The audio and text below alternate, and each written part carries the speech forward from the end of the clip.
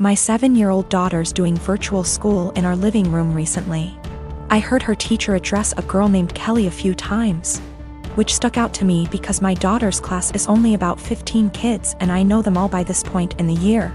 A couple times more and I realized she was calling my daughter Kelly. My daughter's name is Keely, pronounced Keely. So after school was over I asked her if that had been happening all year in this teacher's class and she said it had and it really annoyed her. I asked her why she hadn't corrected the teacher if it annoyed her so much and she said she had repeatedly at the beginning of the year, but the teacher kept calling her Kelly, so eventually she gave up on reminding her. I sent the teacher a quick email explaining the misunderstanding but got no response. This teacher teaches a special subject, think music, gym, art, or language, not just one grade level. So my daughter will be in her classes for the next several years, so we couldn't just wait it out.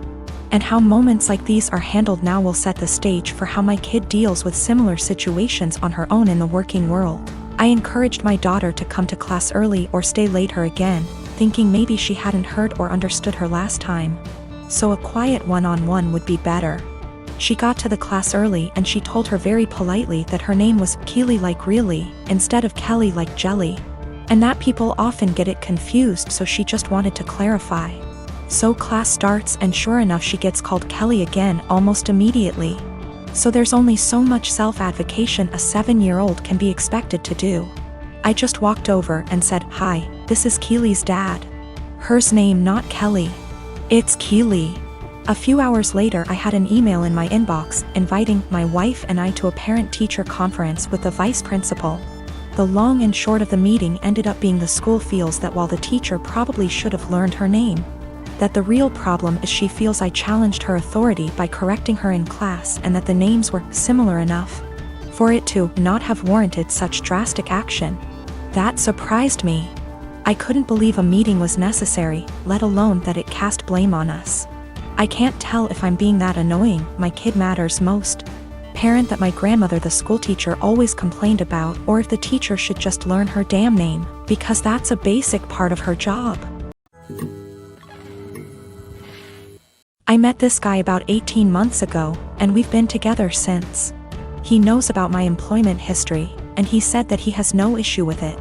Though he did ask me to tell his family the white lie I occasionally use on my CV and stuff, which is that I was a waitress. A month ago we found out that I'm 2 months pregnant. He says this is great news, and we should move in together. I assumed he'd be moving into my place because he rents his far smaller 1-bedroom flat while I own mine. And I have room for a baby's room while he doesn't. Also, I really don't want to leave my flat. It's my flat, I love it, I could see myself living here for the rest of my life. And I don't want to lose the security of owning a flat and have to go back to paying rent or a mortgage each month. However, he then said that he didn't want to move into my place, and said I should sell it and we buy a place together. I said that I like my place, it means a lot to me that I was able to buy it. And it represents years of working my arse off scrimping and saving. He then said that he understands all of that, but we should be living together by the time the baby comes, and he didn't want to live in my flat. I asked him why not. It's a great flat, it's central to everything, it's spacious, it's got room for all his stuff. There's a daycare in the building, run / owned by another tenant, and a school 5-minute walk away, the list goes on. And he said that he didn't want to live in a flat that was bought with stripper money. That really pissed me off, and I told him no.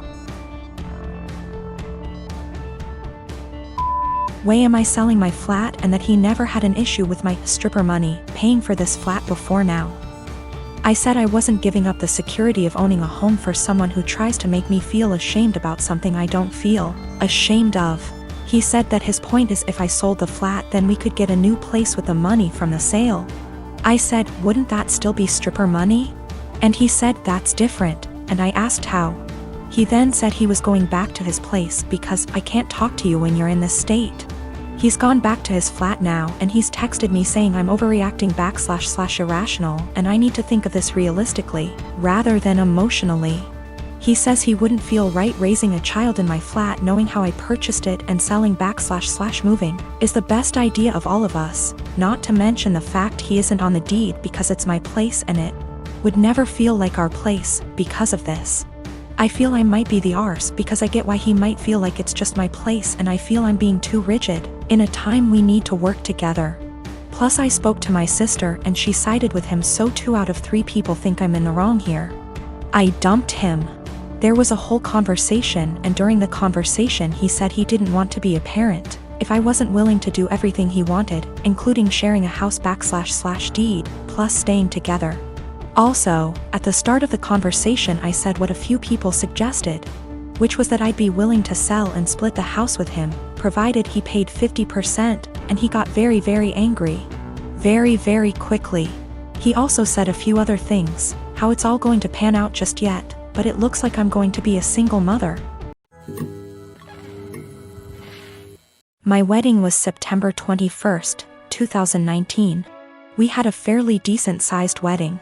My cousin, on my stepdad's side, we are not close whatsoever. And her boyfriend have only been dating not even 6 months at this point. I've met the guy once before my wedding and he never shows up to any family functions. We're all having a great time at my wedding. My husband and I are mingling with guests while everyone dances. The next thing I know is my cousin's boyfriend asks the DJ for his mic and goes to the center of the dance floor saying he has an announcement to make and calls my cousin over. So, I rush over and say, nope, no one is getting engaged during my special day, especially during my reception. You can get engaged later tonight, but not right now. It's my day. Thank you for understanding, and I go to walk away.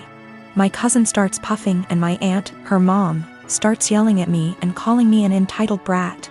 It causes a huge fight and they all end up leaving. My mom, stepdad, dad, and stepmom all are on my side and were even pissed that they think it's okay to do that during a wedding they all paid for. My nana, stepdad's mom, says I was wrong and told me to apologize and call them over and allow him to propose. Needless to say, it didn't happen. Flash forward to Christmas. It was terrible. My stepdad's entire side were rude and ignoring my husband and I. And of course, guess what happens?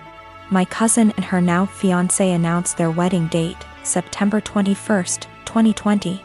I'm beyond pissed and so not planning to go. It's my damn 1-year wedding anniversary. My family is upset that they would do that to piss me off for not allowing them to get engaged during my reception. My cousin says they chose to get married on their 1-year engagement anniversary. Either way, regardless of the real reason, I'm still upset. Of course, my nana is super excited. My husband, Asian, and I, American, welcomed our firstborn 4 weeks ago. The baby is healthy, thank God, but I'm exhausted, haven't fixed my hair, barely able to shower and cannot sleep. My husband's family had been pressuring us to visit to meet the baby. I tried to hold them off as much as I could, but yesterday, I was surprised to find them standing on the porch. Turns out hubby invited them for dinner. I was embarrassed and felt like I wasn't ready for visitors, judgmental ones at that, cause the house was a mess, y'all. Anyways, my husband sat with them while I fed my son, then later I asked my husband if we should order takeout for dinner. He said no, because his parents would find this rude and unwelcoming. He suggested that I go inside the kitchen and prepare something, anything long as it's homemade. I said fine, then went and made some mac and cheese. The reason I prepared this meal is because of how easy it is. Once I served the family, my husband's mom looked at me and was appalled. I noticed something was wrong. She asked if I really found it appropriate to serve her and the family mac and cheese. I asked why not, and she went on a rant about how disrespectful this was and that I clearly have no experience in what is right and wrong when it comes to hosting. I said, excuse me? Who said I signed up to host an expected visit from them? And she took it as in I didn't want them there. Her husband said they were just there to finally see the baby that I kept them from seeing for an entire month. That's a whole month of his life they missed out on. We had an argument and they decided to go home. My husband said that deciding to serve his family mac and cheese was more offensive than serving them nothing at all. I told him I was too exhausted to cook their traditional feasts that I was forced to learn from his mom. He took offense and said that I was being mean and disrespectful towards not only his family but his culture. I went inside the bedroom to stay with my son. My husband stayed on the phone with his family for an hour, then kept giving me the cold shoulder, and refused to eat what I cook in support of his family. I understand how some guests might find it offensive, especially his family, but I was just trying to make a quick homemade meal like my husband wanted.